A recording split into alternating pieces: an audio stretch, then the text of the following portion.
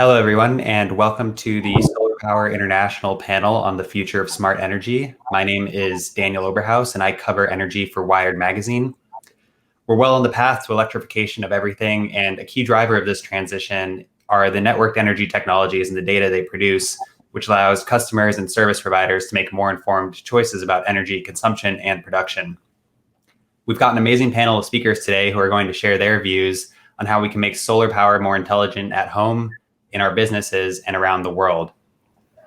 Joining me are Dimitrios Papadogonas, Vice President of Marketing at SolarEdge, Magnus Osbo, Senior Director of Product at SolarEdge, Michael Grosso, Executive Vice President and Chief Marketing Officer at Sonova, Mikey Hines, the CEO of Bright Planet Solar, and Barry Cinnamon, CEO of Cinnamon Energy Systems. Thank you all for joining us. It's a pleasure. So today I would like to start with getting a quick summation of where we're actually at in the solar industry today. What do you all see as the big changes in the market today versus yesterday? I would love to start with you, Dimitrios. Sure. Thanks very much, Daniel. It's a pleasure to be here, and good morning to my fellow panelists. I take a holistic view of the market. I think that there are two things that have really happened in the solar industry now that are of great importance. I think the first trend is that solar now, while it's still not adopted by a majority of people, it's entering this early mass adoption phase where solar is now a viable energy solution to millions of people. Not too long ago, that wasn't the case, but financing of solar has, I think, largely been worked out. And now it's accessible to millions and millions of people. So that's first. I think that's a really important thing. It is now a product that's ready for the mass market. Because of that, it means that the solar industry has sort of migrated, I think needs to encompass more than just its sort of original value proposition, which was cheap electrons. While that is still important and lower energy costs, a lower electricity bill is still, of course, a very significant reason for going solar.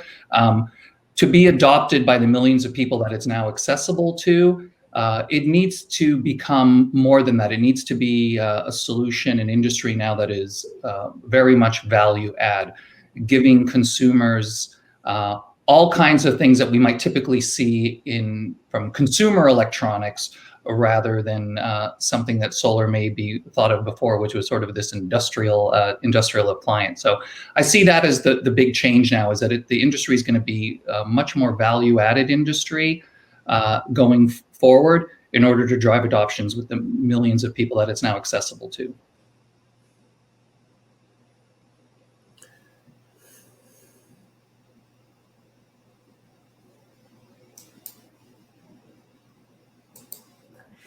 How about you, Magnus? What are your thoughts on the contemporary solar landscape?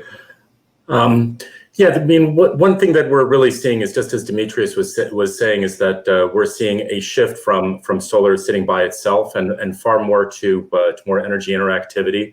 We are definitely moving into a world where solar is kind of, in many ways, central to smart energy. I mean, up until now, we've had the ability to control things in a smart home, like lights, and being able to watch whatever movie we want anytime we want, and our homes are smarter. But you actually need the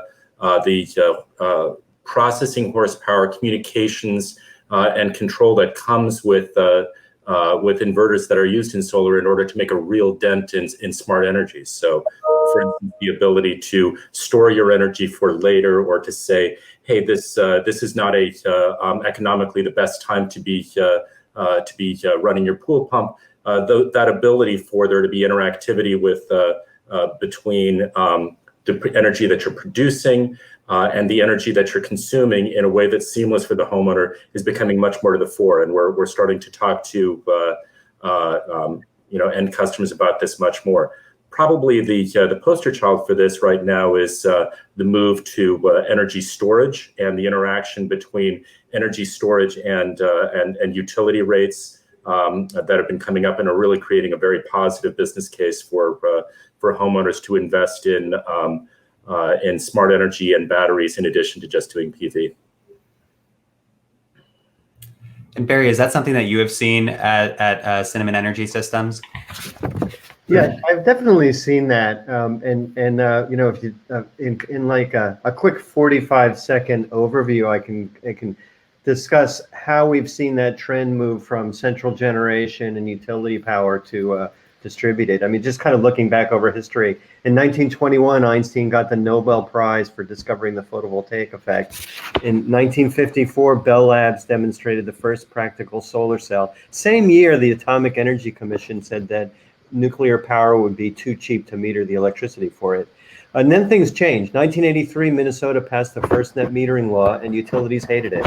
In 2001, there was an energy crisis that spurred high electric rates and big incentives, and that's when the solar industry started taking off. Also the same year that the biggest utility in the US, PG&E, went bankrupt. In 2006, there was a tax credit for solar that made it affordable, and utilities hated that tax credit for customers.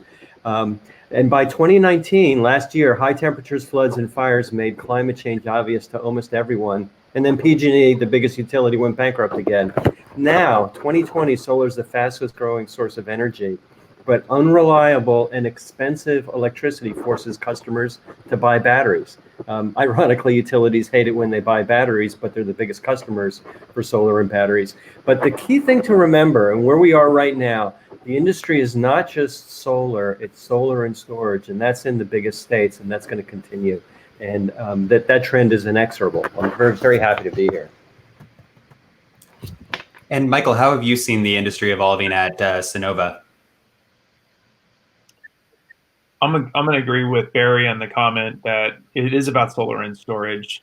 You know, when we talk to consumers and when we sell our services, what we're seeing is that it is a very strong convergence between the solar and the storage system, because consumers are looking for more than just savings on their power. They're now looking for resiliency, and we've seen that effect broadcast across all the coast around the country and in Puerto Rico, whether it's the power safety shutoffs that we're seeing in the West Coast caused by wildfires and other weather effects, or it's the East Coast with the heavier storm exposure and across the Gulf of Mexico and in Puerto Rico. This has been the strongest storm season we've seen on record in a long time, and it's pushing consumers to really respect the power flows that are coming from their solar system and the storage that goes with it to make sure that it can function regardless of what's happening in the weather and what's happening with the grid.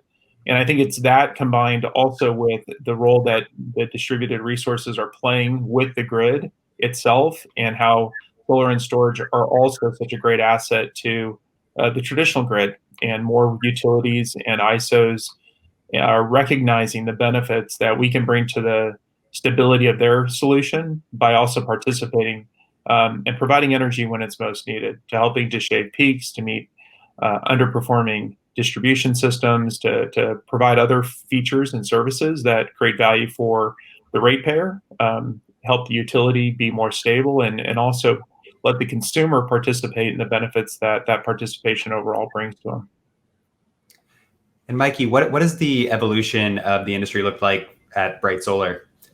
Yeah, I mean, I echo what everyone else has shared, and just add to it a little bit more that the industry itself is kind of different by state and location. So there's different needs and different kind of market segments that are kind of now adopting more solar. So I agree with Barry and and Michael on the storage side. That's really applicable and really adding a lot more value in California, Puerto Rico, and some of the places where we're seeing really grid intermittency and adding more resilience to it.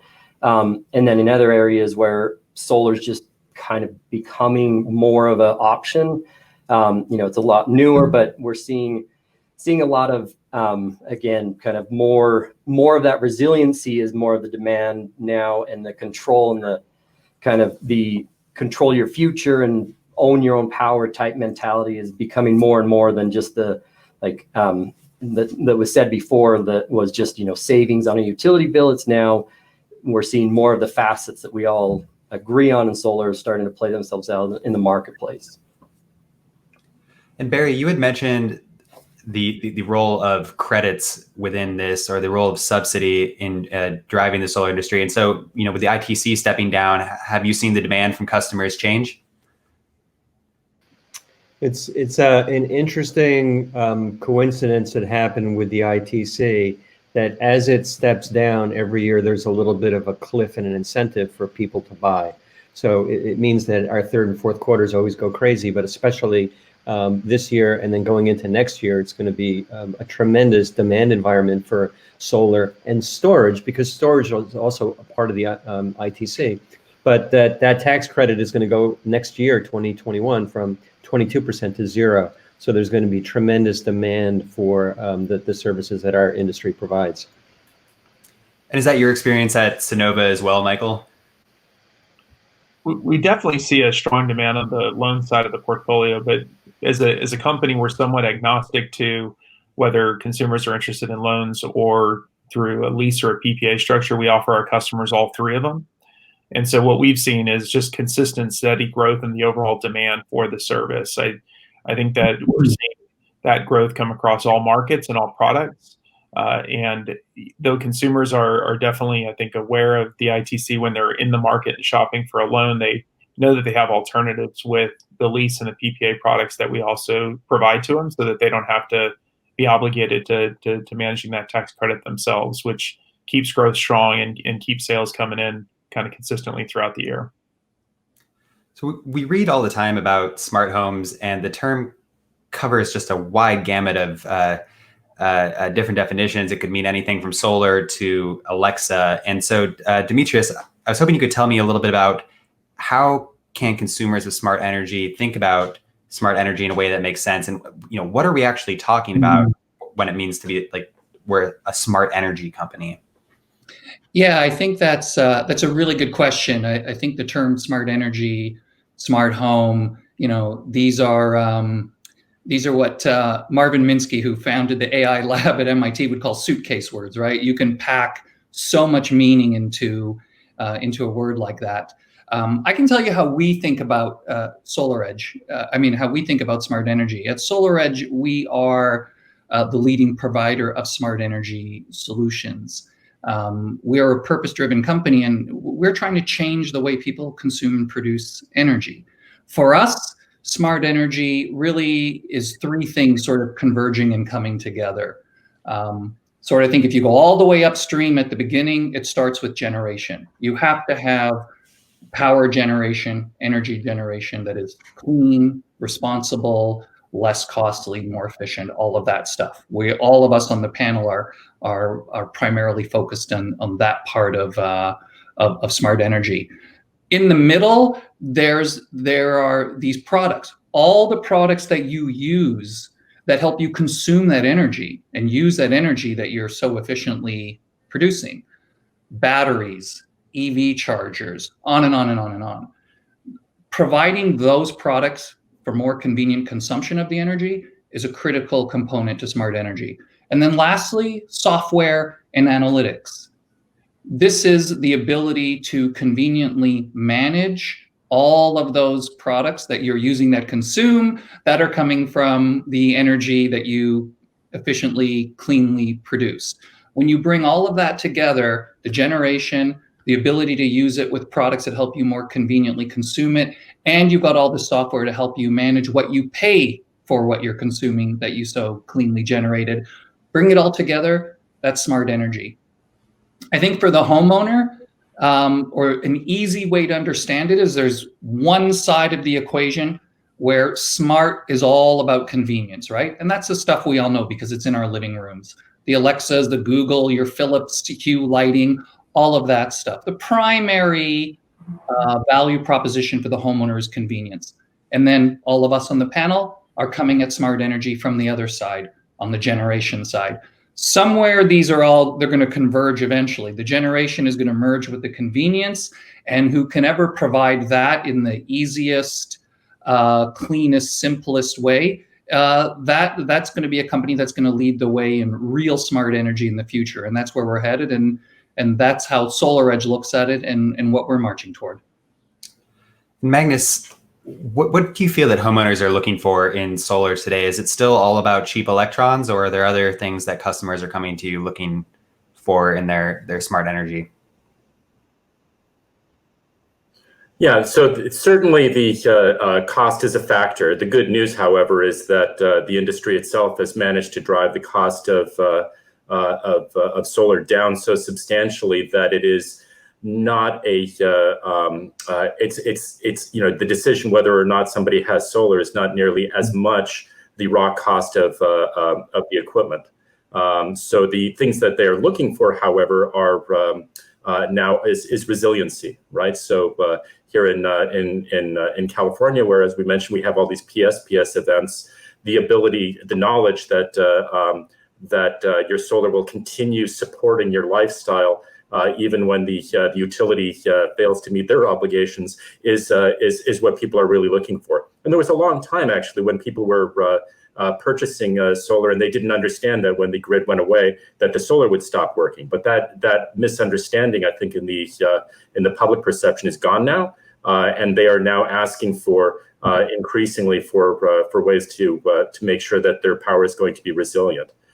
Coming along with that, people are getting a stronger notion of how their generation interacts with their utility bill. So here in California, again, and other places, we have time of use fees. So that means that you're getting much more expensive energy at night than you are during the day when the sun is out. And people are now beginning to understand, if I'm going to really take advantage of this investment that I'm making, I need to find a way to either consume more energy when the sun is out, or take that sunshine and use it at night. And that's what battery storage and smart energy is all about. And Mikey, do you feel that there are any pernicious myths that surround smart energy that maybe customers aren't aware of, like the real truth behind it? Yeah, I actually agree with Demetrius that it is really a big term that a lot of people throw out there. And for me, the smart energy, the way that I've always kind of conceptualized it, is it's like similar to kind of what we all know on the reduce, reuse, and recycle. It's what we need to do on the energy side. It's like there's just the recycling. Like a lot of people adopted recycling and they justify that they're doing good, but they're now consuming more, but justifying it to recycling. And that's what we need to do. That's what the opposite. What's happening somewhat in energy is, okay, we're all worried about generation, make sure we have the energy, but really the focus needs to be on energy efficiency and make sure we're using energy smartly and driving down all the energy we actually need, and then find a cleaner, renewable way to produce it, and then how to store it to make it fully sustainable and recycle and reusable. So for me, that's whenever I think of smart energy, I think of kind of that reduce, reuse, and recycle as it applies to energy. Barry, it looks like you wanted to jump in there. Yeah, this is something that became really apparent to me about a dozen years ago. That the biggest myth in smart energy, this is the myth, is the best thing you should do for smart energy is insulate your house and install more efficient appliances. Wrong, wrong, wrong. That by the numbers, by far and away, the best thing to do is generate your own inexpensive electricity with solar and storage. Paybacks for insulating your house, putting in the windows, buying brand new employees before they break, those paybacks are 10 to 20 years. If you put in solar or storage, you're looking at paybacks of 5 to 10 years. So it's very counterintuitive. It's against the message that we've always heard, which is insulate and conserve. But now generating is cheaper than conserving. Sounds crazy, but those are the numbers.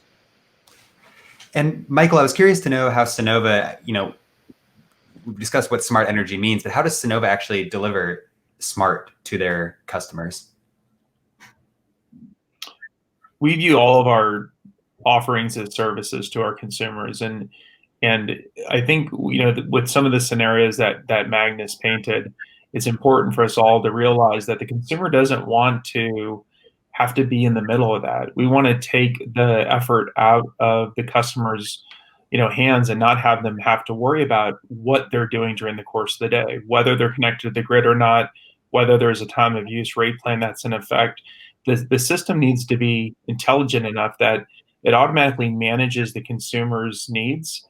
It supplies the energy from the right source, regardless of what is happening in the background. And I think that's what we're really focused on as a company, is providing to these consumers that are trusting us with their energy decision for multiple decades, making sure that they have the power that they need, that power is always available to them, that power is priced effectively, and that we're doing the heavy lifting behind the scenes to contemplate all of the different factors that are coming into that availability and pricing decision, and making it just seamless for them. Because when they work with a utility today, they typically don't think about whether or not I should turn on the lights or not.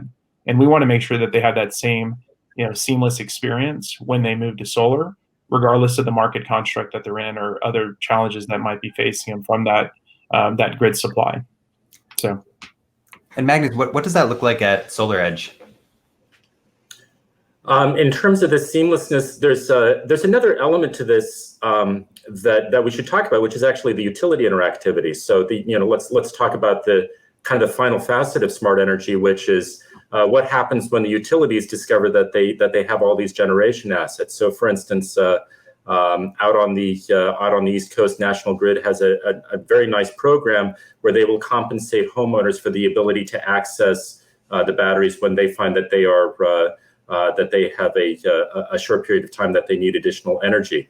So, the trick there is you want to have that access provided without actually having to bother the homeowner. And I think this is key, is that, the way that a technology is really taken off is when it becomes invisible.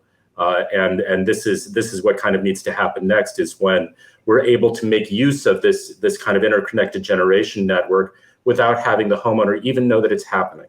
But it's sitting there quietly in the background, providing energy at the right time, selling energy to the utility at the right time, and making it possible for those consumption devices to be turned on when the right moment comes. So it's that interconnectedness that I think really will be the hallmark of the next stage of the of smart energy, but it's going to be really based on the equipment that is being installed today, and it's really just a matter of taking the next step and making things more interconnected on a community level.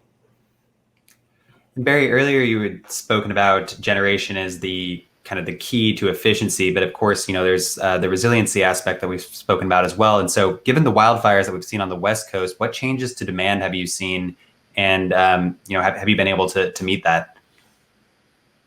Well, our best marketing department is PG&E. There's nothing like a rolling blackout, the power going out, or the smell of smoke in the air from the state burning to spur people into putting in a system that's going to be resilient. So it has really substantially increased demand. Same thing happened last fall, and I don't really see any end in sight as far as those circumstances changing. So people really are prioritizing having power, especially in this COVID world where they're working at home and their electric bills going through the roof, and when the power goes out, they can't even work. So huge demand being spurred by those the climate change and the utilities not being able to cope with it. And of course, we don't want disasters to be the main or the sole driver of solar adoption. And so, outside of I guess cataclysm, Mikey, what do you see as the major driver for smart technologies, particularly in the solar space? I think it's just the same. I think there's a lot of drivers aside from that we've always had, which is, we've talked about the potential, the cost coming down, so the savings to the customer. It's a cost per electron is now really competitive in every market for solar, and then also I think the drivers are climate change. Everyone, aside from the catastrophes, they're just seeing all the other impacts of climate change and wanting to do something and feeling like this is something they can do to help make a difference. And then just overall, it is, I think everyone understands our dependency on fossil fuels, and even outside of climate change, wherever beliefs are there on everyone, just by definition we have to get away from fossil fuels because they're not renewable, and we have to figure out something renewable energy source. So I think those are fueling most adoption. I would say number one is the cost coming down and making it more financially possible for many more people to do. So that'd be the biggest driver, and it still continues to be as far as I see it. And how about yourself, Michael? What case do you make to your customers or potential customers about the benefits of microgrids or smart energy technologies? Yeah, I think Mikey nailed a couple of the great points. I'd probably just add to that predictability with your own energy source on your home producing electrons close to where you're consuming them, closest of any energy source to where you're consuming them. You have a little bit more confidence in the energy flow, but also the predictability of what that power is going to be over time and what you're going to pay for that power over time. I think that the services that are in the market today, whether you're purchasing or getting from a third party, they allow you to understand exactly how much you're going to pay and when you're going to pay that, and how much of your energy need that energy source is going to supply. I think that as we continue to bring out additional capabilities that allow consumers to do good while saving money and having that resiliency, they're going to further be in control of how and when they use energy. And that's just complementary to where we need to take all of the energy supply as a country and as a planet to better perform in the world and to reduce the overall effect that some of these bad fuel sources are having on our overall climate and on our population and planet overall. So moving from where we're at today and looking to the future, I think we'd all agree here that solar has a major role to play in energy generation going forward. But of course, there's still challenges and just a ton of opportunities to look at here. And so, Demetrius, I wanted to ask you about, I guess, another suitcase word. This is artificial intelligence. What role does this have to play in the future of generation and smart homes? It already is playing a role, and it's going to continue to play a larger and larger role. And yeah, another suitcase word for sure. Let's just say the artificial intelligence we're talking about right now is in the narrow sense. Artificial general intelligence and super intelligence, for those of you reading on the subject, are maybe a little bit out of scope. Skynet is not going to take over. But in a narrow sense, artificial intelligence is a big part of the solar industry. That simply means that with the same data, now the software can make the same decision a human would make. That's what we're talking about when we say artificial intelligence in this narrow sense. And it's playing a very, very large and critical role. For you, the homeowner, imagine if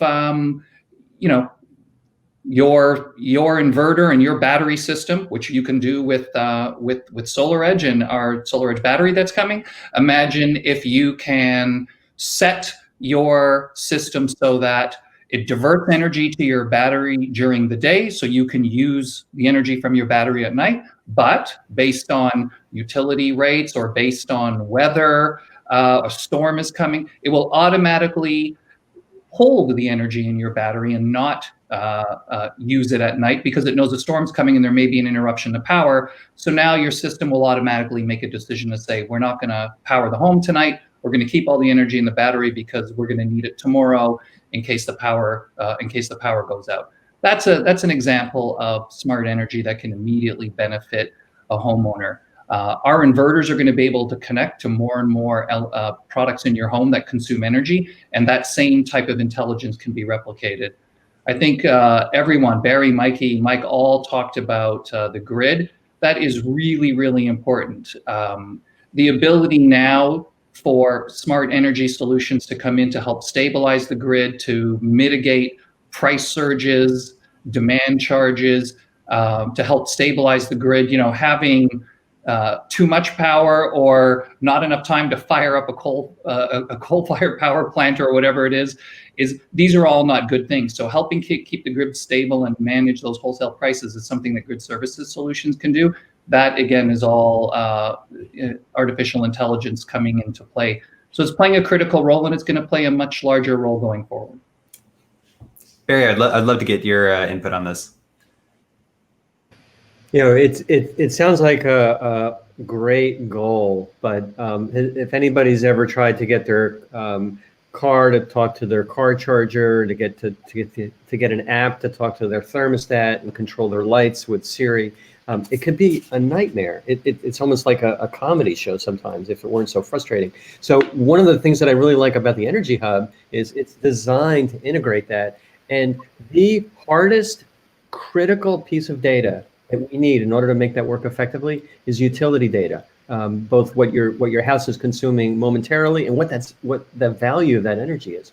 So the Energy Hub gives us an architecture so that we can actually put artificial intelligence to work with hardware that knows how to do that and access the knowledge, the information, the utility in your home to actually make this all work instead of be a nightmare comedy show. And Michael, at Sonova, is this something that is already being explored? Is AI already playing a role in your services? It's something that you'd like to address in the future, or where do you see AI fitting in the company's goals? Sure. So working with suppliers like SolarEdge and our other partners in the ecosystem, we're looking for those solutions and looking for the way that they integrate into the intelligence stack that we've got inside the business. I think where the AI piece really plays in also is just understanding how that consumer and that consumer's home is using energy at any given point in time.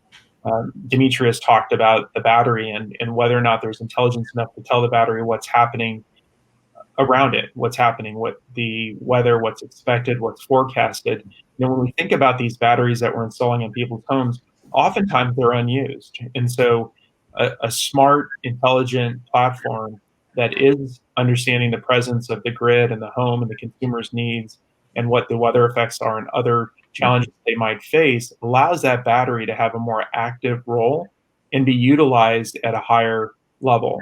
You know, these batteries are being built to be cycled effectively every day.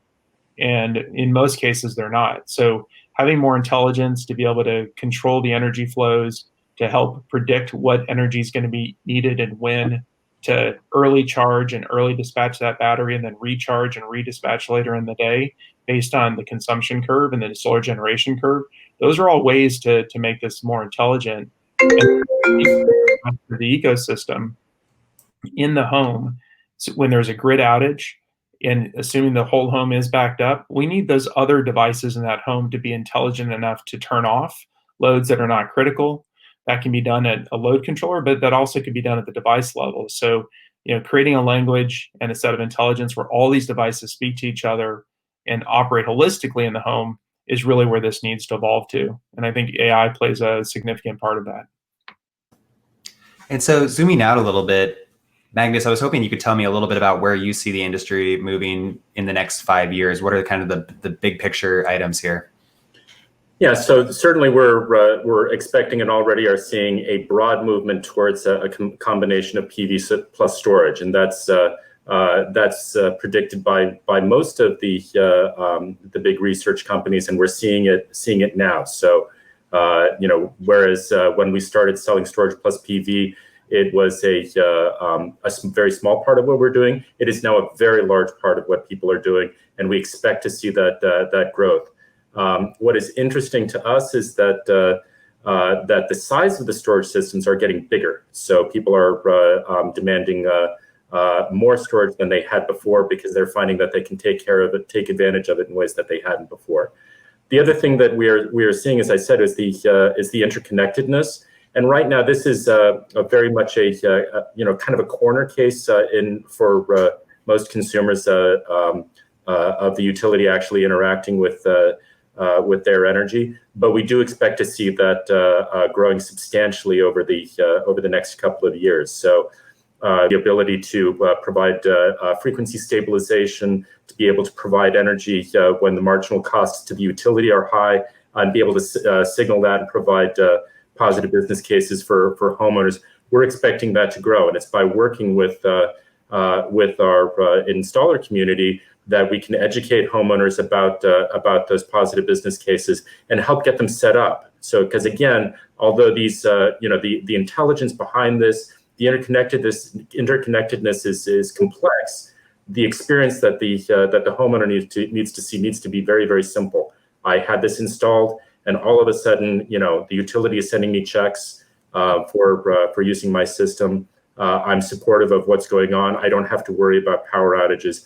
All of those things are coming into play. So we do expect to see the inverter even more so, both a communications hub for all of these smart energy capabilities, connecting back to the utility, as well as controlling multiple devices within the home in order to manage that energy. we're at the first steps of that. We've had a lot of success in rolling out these first products, but the pace is beginning to increase, and I think that we're going to see the proverbial bend in the hockey stick on smart energy and interactivity coming within the next couple of years. Yeah. And, Mikey, in terms of what the next 5 years looks like for smart energy in your crystal ball, what are you seeing? Yeah, I actually echo. I think everyone said it really well. The key is to build a kind of a really simple, cohesive ecosystem. The customer doesn't have to manage and try to figure out how to integrate all this stuff. It has to work together. And that's like SolarEdge's Energy Hub, seeing that kind of the ability to know what your consumption is, ability to know what you're producing, ability to know, but not even having to look at it. It just happens automatically. And like Michael said, then letting the thermostat know that there's an issue. So turn down the thermostat because we don't want to conserve power, and we need to continue to progress. And I think it's kind of like, as I look at it, there's all these moving pieces that are moving in the right direction. The hope is, and I see it happening more, and a lot of people on this and in the industry are pulling it together now. And it also includes utility. I think we're going to see a more, solar is often kind of pitted against utility, but we are partners with utility, right? We're both producing energy. We have to work together to some sort of, there's going to be a grid. It's not every house is eventually going to have solar. So you have to really build this ecosystem that is easy, that is actually seamless, that people don't have to have 5 different apps to manage, or don't manage at all. If we don't have to change that much behavior or behavior at all, that's where we get the mass adoption level and really hit a mature market and make the change we all know and want. And Mikey, you had mentioned the Energy Hub, and Demetrius, I was hoping you could just briefly, for people who might not be familiar with it, tell me a bit about the Energy Hub, what it is, kind of how it's changed the game when it comes to battery and home backup. Yeah, it's a fantastic product, and at SolarEdge, we're thinking very holistically about smart energy, and as I said, it starts with the generation side of it. So Energy Hub is our new next generation inverter platform. And what's great about Energy Hub is that it's simply the most advanced, most efficient inverter platform we've ever made. It's also the most versatile. Every single inverter we've ever made is literally all rolled into an Energy Hub. It connects with a battery, of course. It connects with an EV charger. In fact, we make an EV charger, so now you can drive on sunshine. It has built-in consumption metering. So now you have the ability to monitor your energy consumption. We talked a little bit earlier about I think it was Mikey who mentioned that people, when they go solar, their consumption tends to spike up. It's very, very important that people are able to monitor their consumption to keep their energy bills down. So it's a real benefit. Going forward, we're going to have all the products we develop in the future, whatever they may be, are all going to be integrated with the Energy Hub. The value proposition for the consumer is absolutely fantastic. For the first time ever, a homeowner looking to go solar now has an offering that is decision-proof and future-proof. You don't have to decide between all of the features anymore. Should I get this inverter or that inverter? This inverter has it all. It's future-proof. Whatever we're going to do in the future, however you grow in the future, it's much easier to add on, whether it's an EV charger, a battery, what have you. That's what Energy Hub does, and it's designed, of course, to work with, I think, the most pressing need in the marketplace right now, which everyone has talked about, is storage. SolarEdge we're developing our own battery that will be coming out next year, and Energy Hub with our new SolarEdge battery is actually going to be, for all of our customers sitting here on this panel, is going to be a fantastic product for them, because it's going to reduce the time it takes to install a battery. It's going to reduce the number of parts they need, meaning the cost. So they'll be able to do more battery installs faster, and it's going to drive the revenue per installation for our customers. So it's a really exciting, innovative, next generation platform for us, and we're excited about it. And if I can just maybe make one announcement about Energy Hub, we're going to have two new sizes of Energy Hub available in Q1. So the larger sizes are the 10 and the 11.4 for Energy Hub will be are coming, and we'll begin shipping those in Q1. So I think that's going to be welcome news to our installer partners. This is really exciting stuff. And yeah, speaking of exciting stuff, I guess depending on your viewpoint, I would think it's something that's on a lot of people's mind in the next few weeks is the election. This is something that I think is going to have big repercussions for the energy industry, regardless of who wins. So Barry, I was just hoping to start with you. If I could get your outlook on, what this election means for the solar industry going forward.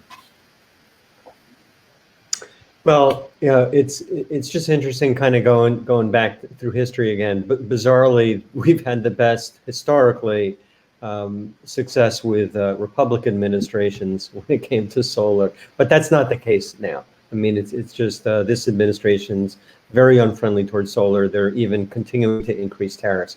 So when we have politicians who are in power who are favorable to solar storage, consumers, and not really beholden to the fossil fuel industry, things will go crazy. The good news is that the superior economics of solar and storage make it preferred for customers. So it's very hard for unfriendly politicians who are unfriendly to solar and storage to really push for those fossil fuel technologies. So, I obviously have my fingers crossed. I'm a recovering Republican, now a Democrat, but I'm hoping that we're going to have an administration that's really going to push for good incentives for solar and storage and also do the right thing for climate change.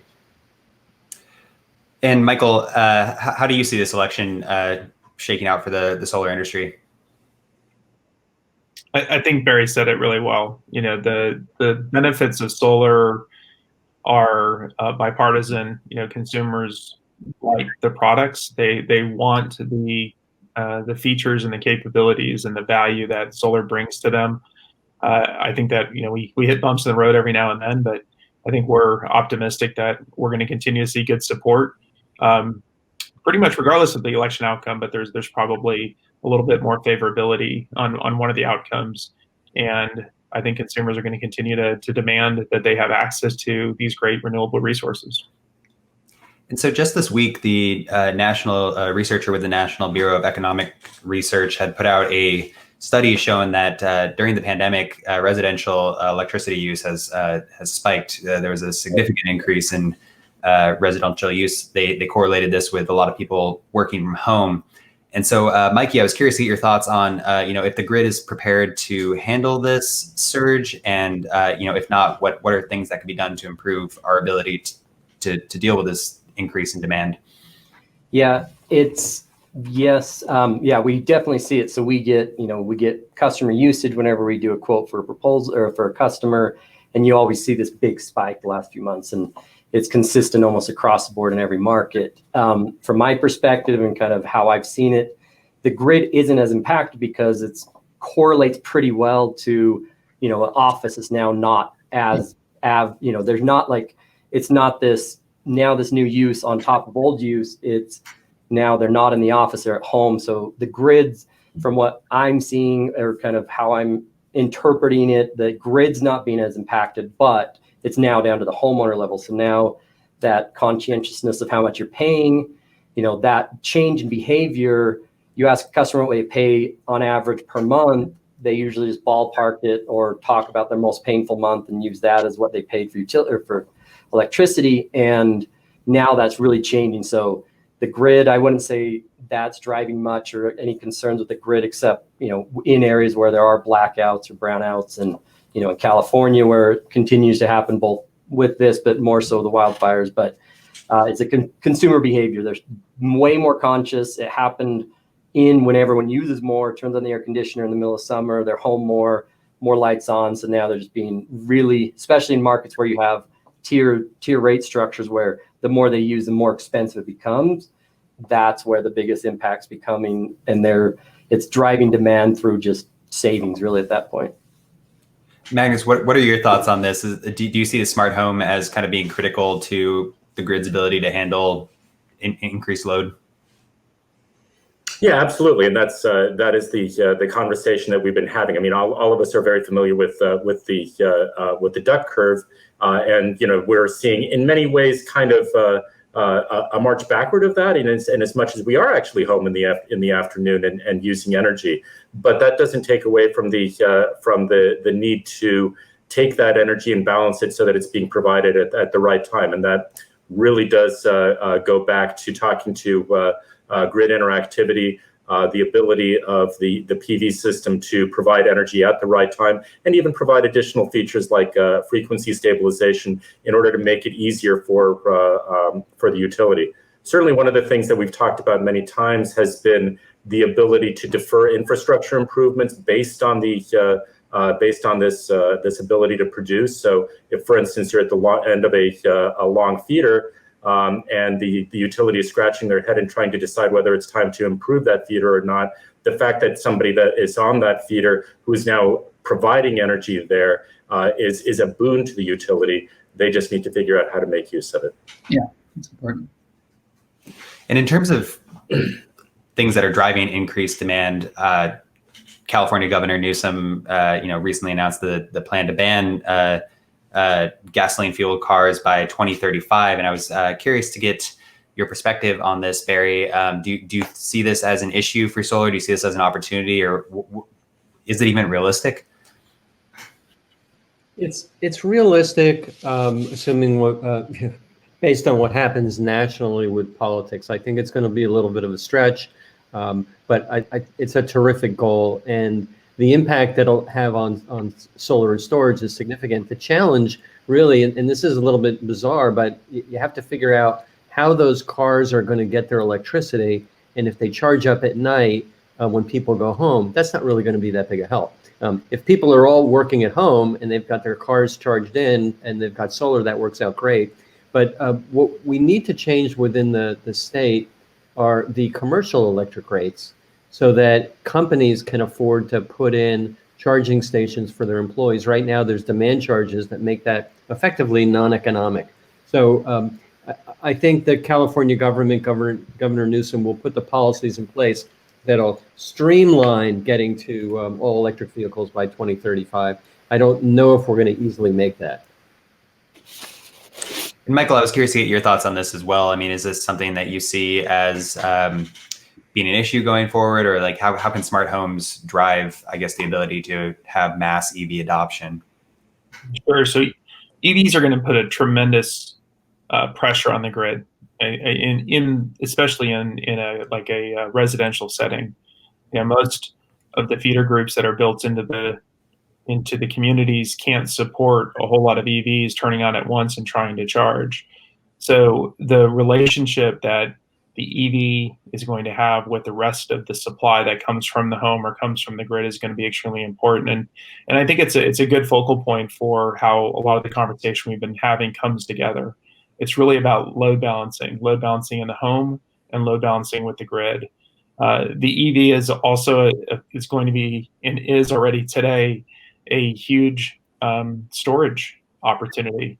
And I know there's a lot of debate about EV to home or EV to grid, but it does seem like those are shaking loose. And I think that there's a lot of value in not looking at the EV as a source to drain the battery to supply the home, but in some situations it makes sense to be able to tap into that larger supply and to be able to balance your needs. If our home is now our office and our classroom, and it's the place that we go to get away from it all, and that location no longer has access to power because the power has been shut off.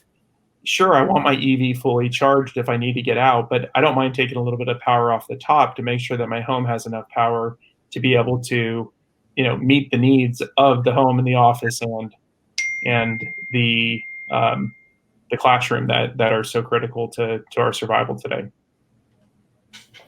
And so, because we're nearing the end of our session, there was one topic that I wanted to touch on and have all of you respond to ideally is, the solar is not solely, it is based on your home, but this is something that impacts governments from the very local level to the federal level. And Demetrius, I was hoping to start with you. What can policymakers do to encourage smart energy, smart homes, and just solar in general in a residential context? Yeah, I think that's a really important question. Three things immediately come to mind for me. I think number one, there's an education component. I think a lot of people out there think that smart grids and more adoption might be bad for the grid and destabilize the grid. I think people need to understand that it's not. If these are done intelligently and done in a smart way where they're connected to the grid and they, as I said, help stabilize, help mitigate price surges and things like that, it's a tremendous benefit. State and local governments, they've got to change the regulations and kind of lean into this and incentivize this kind of adoption. Some utilities are slow to adopt this because in some ways they see that it's not to their benefit. There's a recent order from the Federal Energy Regulatory Commission that I think is, kind of giving at the board level to ISOs, CAISOs some latitude to implement changes. I think this is a good thing. So I think we're on our way, but we need the nudge from regulators. We need public education. Technology is definitely not the problem. The technology is ahead and waiting for just for the regulators to catch up. But I think that's what needs to happen, and it is happening. And Mikey, what are your thoughts on this? I agree with what Dimitri said, but what I think local governments, their policy needs to do is simplify the process. Like our biggest issues now are, revolving around the soft costs of permitting, all these inspections, all these, different code interpretations. Like you'll have in like one county, like 3 different ways they interpret the code. And so you have to design all your systems slightly different, install them different because they need a disconnect here or here. And so that's honestly probably the biggest thing that a local level can do but you need to do that, they can't figure out at the local level. You need like state and federal guidance on here's standards, here's, national standards on how to actually, what is it how do we interpret the code as it pertains to solar? Is it a branch circuit or is it, kind of a feeder? Like how do you actually interpret solar from the code and then kind of enforcement of that interpretation? That's probably the biggest thing I see right now. I'm an installer, so that's kind of my world, but that's the biggest thing we could improve in hopefully in the near future. Magnus, it looked like you had something to add there. Is there a way that policymakers can facilitate the transition to smart energy? Yeah, absolutely. And I wanted to point out that one of the biggest impacts that we've seen recently has been the adoption of requirements for solar as part of Title 24. So for all new homes in California, the builders have to put in a certain amount of solar. There is also requirements for smart homes going in, so people want that. This creates a perfect opportunity for putting smart energy into all new homes, and that's what we're seeing. And I think that this is an opportune time for me to mention that we are going to be having a partnership with Schneider Square D. So for the new home market, there's going to be a combined product that integrates the inverter and storage into consumption monitoring that will be built straight into the Square D electrical panel. So this is the kind of integration that we've all been looking for, and to a great extent, it is being spurred by the requirements of the California legislator to put into Title 24 that this needs to happen. So we're looking forward to it. I should mention, what we're finding is that new home buyers want to stay in control of their energy. Builders want to go to the go-to experts in buildings and smart homes. And electrical contractors want to have it be straightforward and be able to do quality work for the customers. So being able to do these kinds of partnerships is critical, and we're proud to be working with Square D on this. And as I said, it's very much driven by a policy decision that California took. Yeah, I mean, I think there's ways to make policy work for everyone here. And Barry, we can end with you. We're just about out of time here, but if you have any thoughts on how policymakers can facilitate this. Well, I think I'm just going to hammer on what Mikey said. He's absolutely right. We've got to make sure that the paperwork, the permitting, and the interconnection is streamlined. But we also have to make sure that there are solar-friendly rates and storage-friendly rates. As electric rates change, that's the way where we can provide the biggest incentives to customers to do the right thing. So there's an ongoing battle, but that's what we have to focus on. The industry has to wake up to that. I think they are. And we also have to make sure that we've got good standards for battery storage. So coming down the pike, there are policies that are not really supportive of putting batteries everywhere. And we have to make sure that we head those problems off the pass. Well, I mean, I think, we've covered so much today. There's a ton of challenges here, but even more opportunities. I think, the future of solar looking brighter than ever and increasingly smart. So, gentlemen, thank you so much for taking the time today to talk with me about how you're working on that. Yep, our pleasure. Thanks, Daniel. Thank you. Honored. Thanks. Thank you. Thanks all.